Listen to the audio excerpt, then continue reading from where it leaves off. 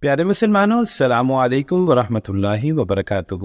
ایک بادشاہ کا قصہ کافی مشہور ہے اور سنایا جاتا ہے کہ ایک بادشاہ تھا جس کے گھر بیٹا نہیں تھا۔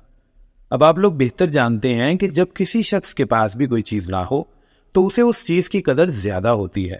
اب کیونکہ اس بادشاہ کے گھر بیٹا نہیں تھا تو اس نے ایک دن اپنے وزیر سے کہا کہ یار اپنے بیٹے کو ہی لے آیا کرو۔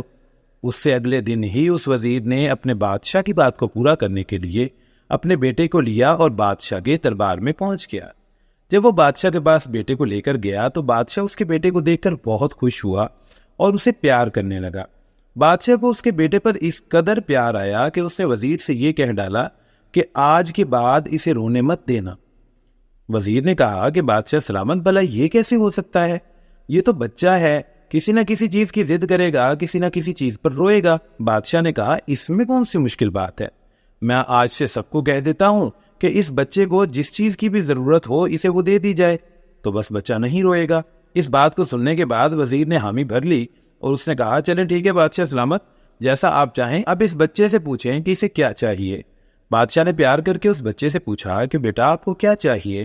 اس بچے نے خواہش کی کہ مجھے ہاتھی دیکھنا ہے۔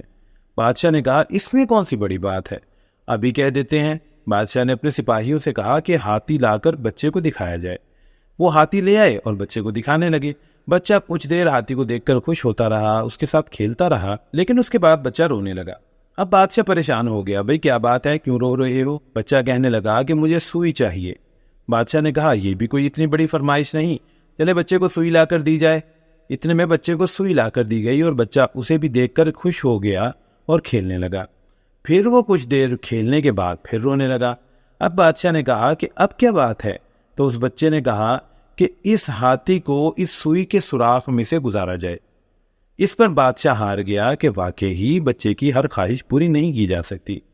پیارے مسلمانوں، اصل میں واقعہ سنانے کا مقصد یہ ہے کہ ہمارا نفس بھی اس بچے کی مانند ہے۔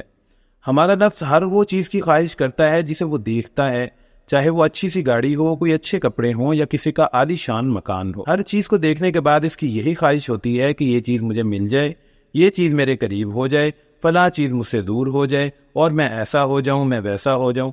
حتیٰ کہ کئی دفعہ تو یہ ایسا بھی کرتا ہے کہ میری شکل ایسی نہ ہوتی، میرا ناک ایسا نہ ہوتا، میرے کان ایسے نہ ہوتے، میرا قد تھوڑا اونچا ہوتا، میرا رنگ تھوڑا سفید ہوتا۔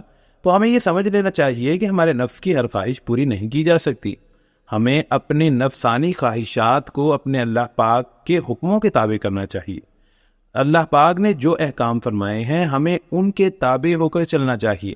اسلام جس چیز کا حکم دیتا ہے اس پر عمل کرنا چاہیے اور جس چیز سے روکتا ہے اس سے باز آ جانا چاہیے۔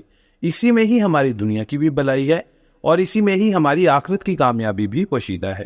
اللہ پاک ہم سب کے حامی و ناصر ہوں اور ہمیں یہ توفیق عطا فرمائے کہ ہم دین اسلام پر مکمل طور پر چلنے کے قابل ہو جائیں۔ آمین ثم آمین۔